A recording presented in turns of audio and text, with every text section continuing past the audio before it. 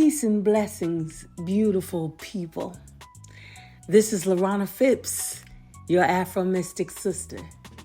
And today, we're going to talk about something that sits deep in the bones of so many women.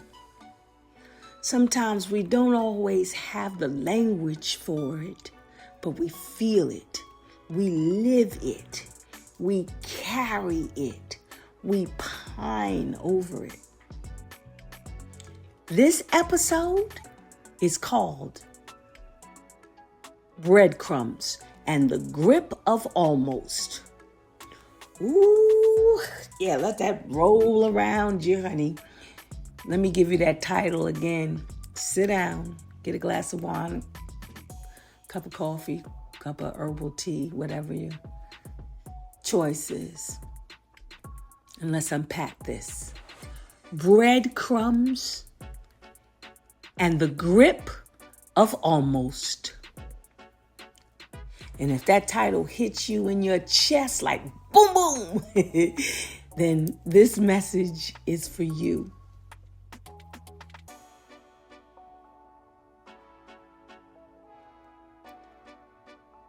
This is for every woman who has ever held close enough to hope, but far enough to hurt. For every woman who has ever lived in that strange space between not yours and not free. Not your man, but he is your man. For every woman who has survived the quiet ache of almost love. You know what I mean? That man that doesn't want a relationship. He doesn't want titles, but he also doesn't want to let you go. That man that won't choose you, but cannot stand the thought of losing you. That man that won't give you what you need, but gives you just enough to keep you there. But not really anything you can build anything real with. You know what I mean? And before I go any further, let me lean in close. Come here. Let me talk to you, brother. I want to speak directly to you, the men who are listening, my brothers. This is not an attack on you. Oh, no. No. You know me better than that. This is not a blame session. This is not a you wrong.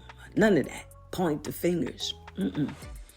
This is an invitation.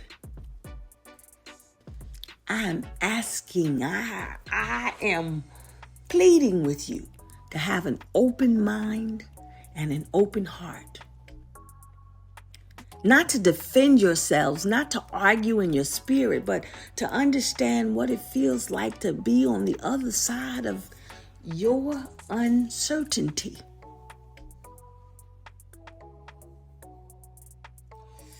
Sometimes women are not hurting because you are a bad man.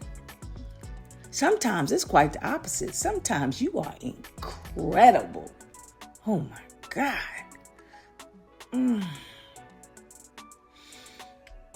Sometimes we're hurting because you don't realize the weight of your silence, your hesitation, your mixed signals, your almost. So as you listen today, and I am strongly urging you to consider our perspective. Not that I need you to agree with it, but I need you to hear it, to feel it, to sit with it for a minute. Because healing doesn't happen when we point fingers, when we yell, when we scream. Healing happens when we listen to one another.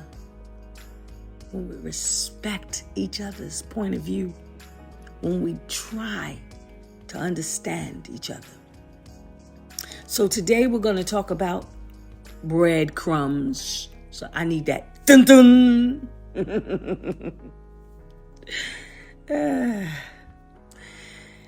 And the emotional grip that breadcrumbs symbolize, and that keeps so many women stuck. So, what do I mean by almost love? Almost love is a strange place. It's not a relationship, but it's not nothing either. It's not a commitment, but it's not casual either. It's not love, but it's not empty either. Almost love is emotional purgatory. It's where your heart waits for clarity that never comes. Breadcrumbs. The emotional diet too many women live on, including me. So let's talk about breadcrumbs. Breadcrumbs are those little pieces of affection he drops just often enough to keep you from walking away. A good morning text with no plans behind it. A late night call when he's lonely, if you're foolish enough to go there. I'm not. That's a sidebar. But he's not there when you need him. And I miss you instead of I choose you. Future talk with no present action. Breadcrumbs are not love. Breadcrumbs are emotional bait. I'm going to say it again so that we are clear. Breadcrumbs are not love. Breadcrumbs are emotional bait.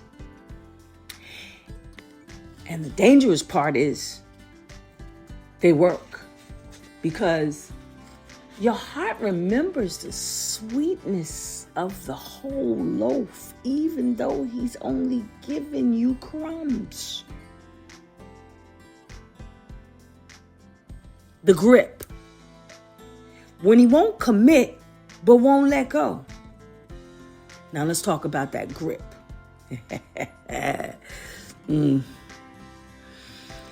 The grip is when a man tells you, I'm not ready for a relationship, but in the same breath says, I don't want anyone else to have you. That's not devotion. That's not devotion. It's not devotion. That's possession without partnership. I'm going to say it again. That is possession without partnership. He wants the comfort of your presence without the responsibility of your heart. He wants access to you without accountability to you. He wants the benefit of closeness without the courage to choose you. The shelf. This is the record label metaphor. Yeah, I'm going to bring this home in my artist way, in my musician way, in my creativeness, the way I process and understand things. Some men treat women like they're in a record label contract. The label treats the artist like they want you and they have to have you.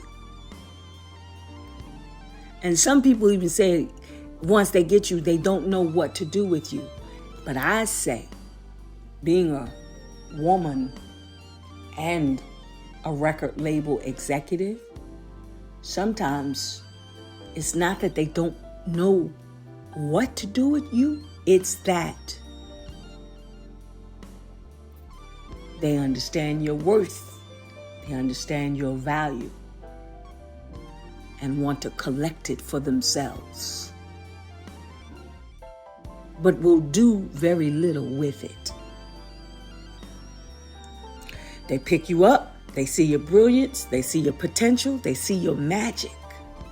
But instead of promoting you, instead of investing in you, instead of building with you, they shelve you. And that's different than dropping you. They don't drop you. Oh, no. Not released from the contract. Just from the contract. Just shelved. On the shelf. Sitting there. Where nobody else can touch. Sometimes nobody else can even see. And you sit there waiting for movement that never comes. And let me say this clearly. Woman, sister, daughter, niece, granddaughter, friend, goddaughter, lady, enemy. You are not inventory. You are not a project on pause. You are not a woman waiting for a man to make up his mind. Why women stay? Why we stay? The tender truth that I can speak from experience. Women don't stay because we're weak. Women stay because the bond is real. The vibe is incredible. Because the history is deep. Because the connection feels rare. Because love feels like destiny. And sister, woman, you are not foolish for staying. You are bonded. I am bonded. And bonds can be unwound without shame.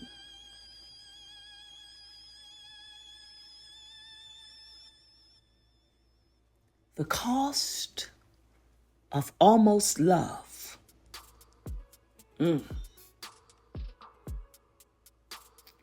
I'm letting that sink into me for a second. But let's be honest about the cost. Almost love steals your time. It steals your clarity. It steals your confidence. It steals your romantic future. Every year you spend in almost love is a year your life could have been blooming, blossoming. Maybe with someone else, maybe not. But blooming and blossoming.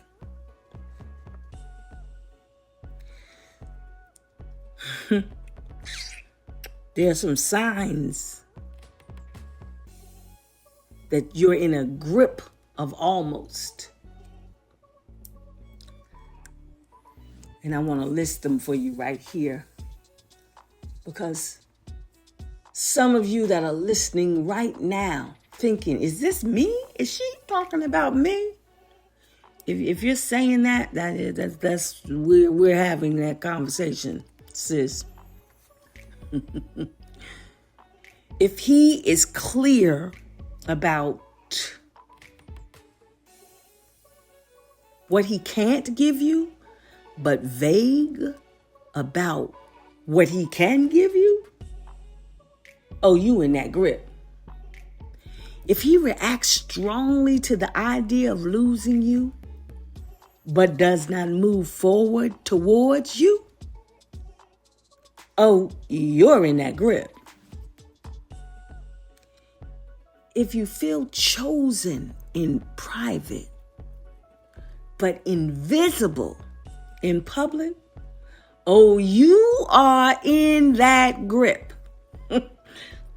If you are always waiting for the next breadcrumb, you definitely in that grip. If you feel guilty for wanting more, you're in that grip. The turning point, stepping out of the grip. Here's the truth, my loves. You can love him and still leave the shelf. Let me say it again. You can absolutely love him and still get yourself off of that shelf. You can care for him and still choose yourself. You can honor the bond that the two of you have and still walk away from the bondage of almost. He can keep his confusion. You will keep your life.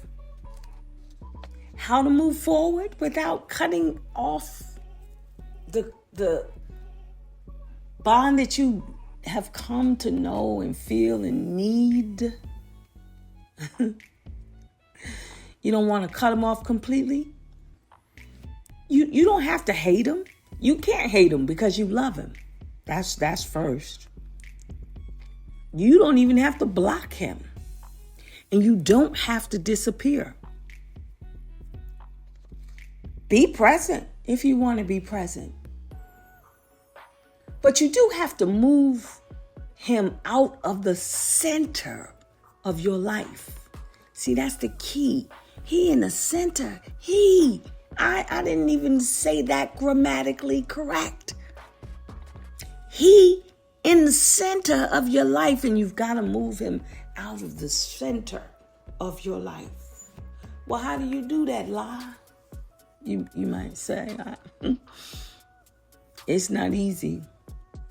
But you have to stop giving relationship benefits without a relationship. You're not in a relationship with him. So why are you cooking for him every night? Why you're answering his call? Why are you checking in on him in the morning? Why are you making sure that you are readily available in case he calls? Why are you doing that? Stop doing that. Call him occasionally. Talk to him. Be kind. Be loving. But remove him from your center. And you do not have to open your heart to new energy either. Even if it's just conversation, just connection. Just fresh air. You do not have to open your heart, but you can open your mind to the possibility. Can't you? Because there's somebody, even if it's just in your mind. Explore the energy.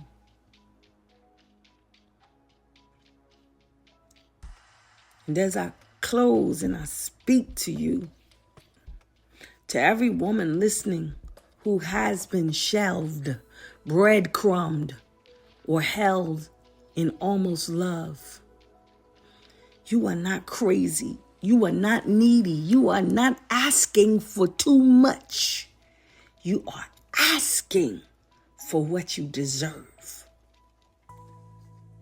You deserve a love that moves towards you, a love that chooses you, a love that doesn't grip you in fear but holds you in truth. The shelf is not your home. Step down from that shelf, beloved. Dust yourself off and walk into the life that can actually hold you. I am Laranah Phipps, the Afro Mystic Sistah. And I love you enough to tell you the truth. I love me enough to tell me the truth. And I thank you for listening. Namaste.